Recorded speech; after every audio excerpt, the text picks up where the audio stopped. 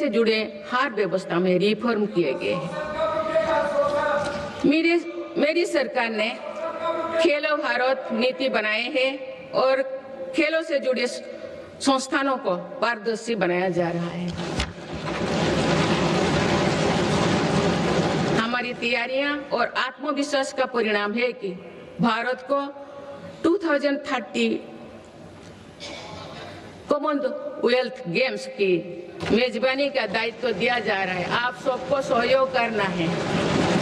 मुझे विश्वास है कि देश की एक समर्थ युवा शक्ति विकसित भारत के निर्माण में निर्णायक भूमिका निभाएगी। मेरी सरकार ने देश की युवा शक्ति को राष्ट्र चिंतन से जोड़ने के लिए Viksit Bharat Young Leaders Dialogue platform भी शुरू किया है। इस वर्ष इस मंच से करीब 50 लाख नौजवानों ने रजिस्ट्रेशन किया। अभी तक माई भारत संगठन से भी करीब 2 करोड़ युवा जुड़ चुके हैं। माननीय सदस्यगण, आप सब जानते हैं कि इस समय विश्व एक कठिन कालखंड से गुजर रहा है। लंबे समय से चले आ रहे वैश्विक समीकरण भी आज बदल रहे हैं। युद्ध की अनिश्चितताओं ने भी वैश्विक स्थिरता और वैश्विक अर्थव्यवस्था को संकट में डाल रखा है। इन सब परिस्थितियों के बीच भी भारत तेज गति से विकास की राह पर आगे बढ़ रहा है। भारत की इस सफलता के पीछे मेरी सरकार की संतुलित विदेश नीति और दूरगामी सोच की बड़ी भूमिका है। माननीय सदस्यगण, वर्तमान की जटिल वैश्विक परिस्थितियों में भारत विश्व में एक सेतु की भूमिका निभा रहा है। युद्धरत देश भी महत्वपूर्ण मुद्दों को लेकर भारत पर अपना भरोसा व्यक्त करते हैं। ये संतोष की बात है कि भारत ने संतुलन, निष्पक्षता और मानवीय दृष्टिकोण को प्राथमिकता दी है। इनके बाद भी इंडिया फर्स्ट के संकल्प को अटल बनाए रखा। माननीय सदस्यगण, भारत ने पूरे विश्व में ग्लोबल साउथ की आवाज को और मुखरता से तेज किया है। इनमें अफ्रीका और लैटिन अमेरिका सहित ऐसे सभी भूभागों में नई पार्टनरशिप्स बनाए हैं और पुराने संबंधों को मजबूती दी है। भारत ने बिम्स्टेक, G20, ब्रिक्स, एशिया और अन्य अंतर्राष्ट्रीय मंचों पर अपनी उपस्थिति को भी लगातार मजबूत बनाया है।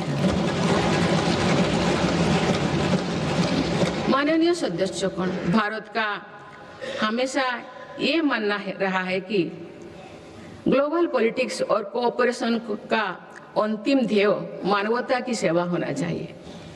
देश ने अपने एक्शन से इसके प्रेरणादायक उदाहरण भी पेश किए हैं। Latin America, south east Asia, Pacific islands और पड़ोसी देशों में संकट के समय आगे आकर हर संभव सहायता पहुंचाए।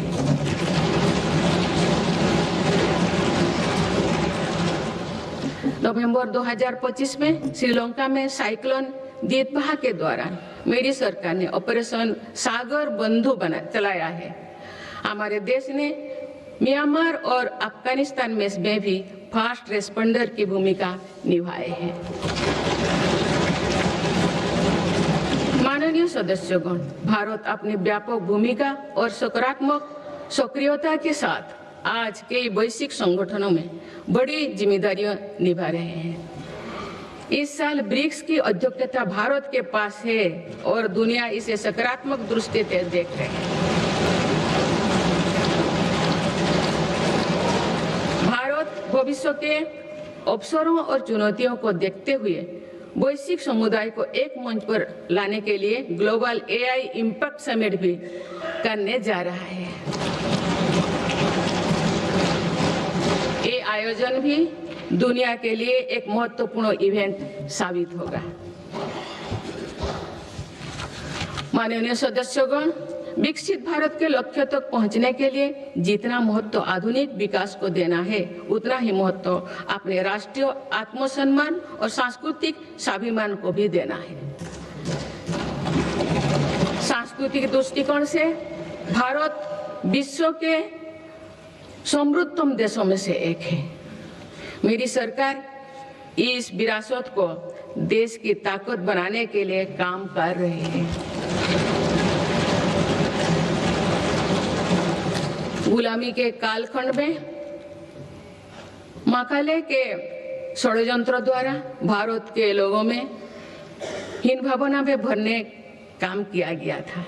आप आजादी के बाद पहली बार मेरी सरकार ने ही उसे तोड़ने का साहस किया है।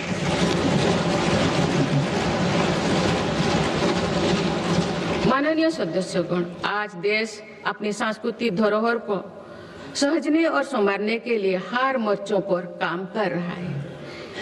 इसी दिशा में मेरी सरकार के प्रयासों से 100 वर्षों बाद भगवान बुद्ध के पवित्र अवशेष वापस भारत लौटे हैं।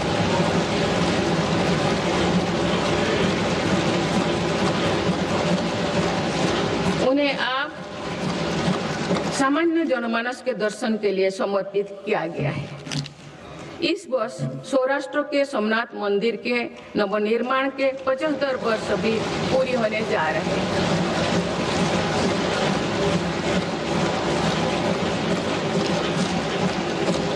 सोमनाथ मंदिर पर हुए आक्रमण के बाद 1000 वर्षों की यात्रा भारत की धार्मिक निष्ठा, समानता, संस्कृति और चिरस्थायी का प्रतीक है।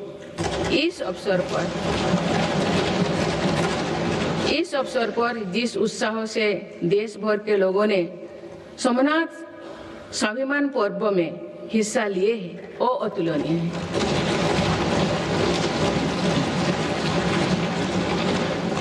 कुछ ही समय पूर्व राजेंद्र चल द्वारा गंगईकोंडा चोलापुरम की स्थापना की भी 1000 वर्ष पूरी हुई। इस अवसर ने भी करोड़ों देशवासियों को अपनी अतीत को गर्व करने का मौका दिया गया है। माननीय सदस्यगण, हमारा भारत प्राचीन ज्ञान विज्ञान का केंद्र रहा है। ये ज्ञान विज्ञान प्राचीन पांडुलिपियों के रूप में हजारों वर्षों से पीढ़ी दर पीढ़ी सुरक्षित होता आया, परंतु विदेशी आक्रमणों और आजादी के बाद की उपेक्षा के कारण इस संपदा को बड़ा नुकसान हुआ है। आप मेरी सरकार इस ज्ञान भंडार का संरक्षण करने जा रहे हैं।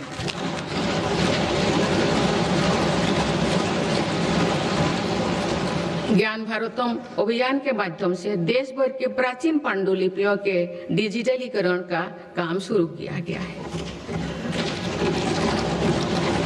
आने वाले समय में ये प्रयास भारतीय ज्ञान परंपरा को सुरक्षित करने और जन सुलभ बनाने में महत्वपूर्ण भूमिका निभाएंगे। माननीय सदस्यगण, मेरी सरकार देश की आदिवासी विरासत को संरक्षित करने के लिए आदिवासी म्यूजियम भी बनवा रहे हैं। इसी क्रम में हाल ही में छत्तीसगढ़ में शहीद वीर नारायण सिंह आदिवासी स्वतंत्रता संग्राम सेनानी संग्रहालय को लोकार्पित किया गया है। मुझे एक कहते हुए प्रसन्नता हो रही है कि मेरे सरकार ने देश के संविधान का संताली भाषा में अनुवाद करवाया है और आदिवासी समाज का गौरव बढ़ाया है। माननीय सदस्यगण, जब हम अपने परंपराओं और संस्कृति का सम्मान करते हैं तो विश्व भी उसका सम्मान करता है। पिछले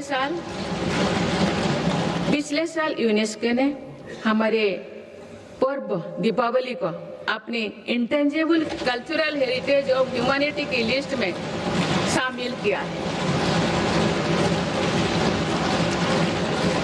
दीपावली की पूरी दुनिया में बढ़ती लोकप्रियता के साथ ही यूनेस्को द्वारा उसका रिकॉग्निशन हम सब भारतीयों के लिए गर्व की बात है।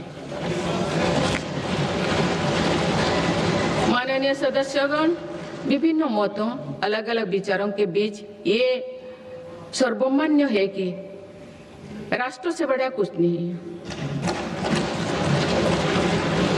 पूज्य महात्मा गांधी, नेहरू जी, बाबा साहेब, सरदार पटेल, जेपी जी, लोहिया जी, पंडित दीनदयाल उपाध्याय, अटल जी सभी इसी विचार के रहे हैं कि लोकतंत्र में विषय पर भेदभाव होना स्वाभाविक है, लेकिन कुछ विषय मतभेदों से परे होना चाहिए।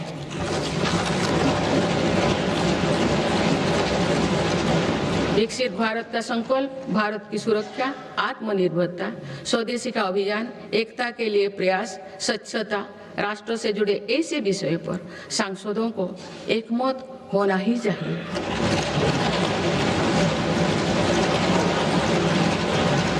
हमारी संविधान की भावना भी यही है।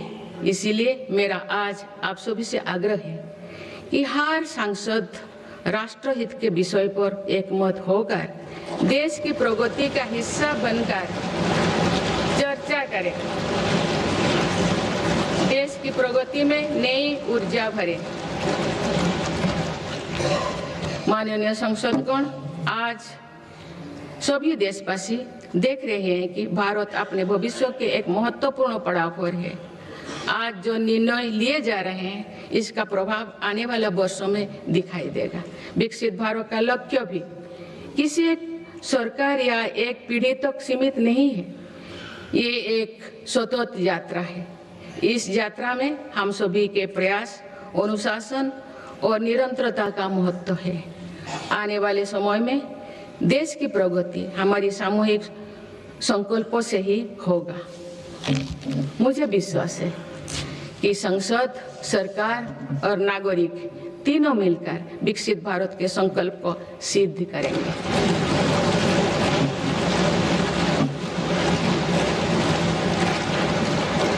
हम भारतवासी राष्ट्रहित को सर्वोपरि रखते हुए संवैधानिक मूल्यों के साथ आगे बढ़ेंगे।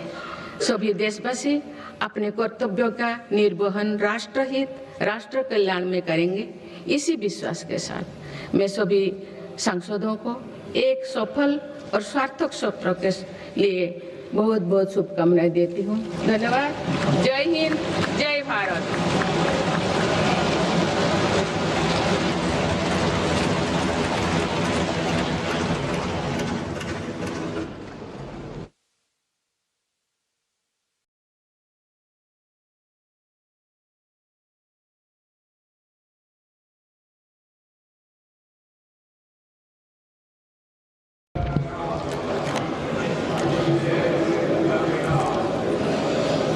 தாயின் அன்பாய், தந்தையின் அறிவாய், குருவின் ஒளியாய், தாயாய், தந்தையாய், குருவாய், தெய்வமாய் நாம் அனுதினமும் வழிபடுகின்ற சர்வ சக்தியையும் தன்னகத்தை கொண்டிருக்கின்ற புனித பாரத அன்னையின் பொற்பாதங்களை முதற்கண் பணிந்து வணங்கி, मैं भारत माता के पवित्र चरणों को स्पर्श करता हूँ और उनको प्रणाम करता हूँ। Honorable President of India and honorable members, I seek to read some parts of the English version of Honorable President's address, and the rest may be considered as read. It gives me immense pleasure to address both houses of the Parliament assembled together. Presently, India is celebrating 150 years of Vande Mataram.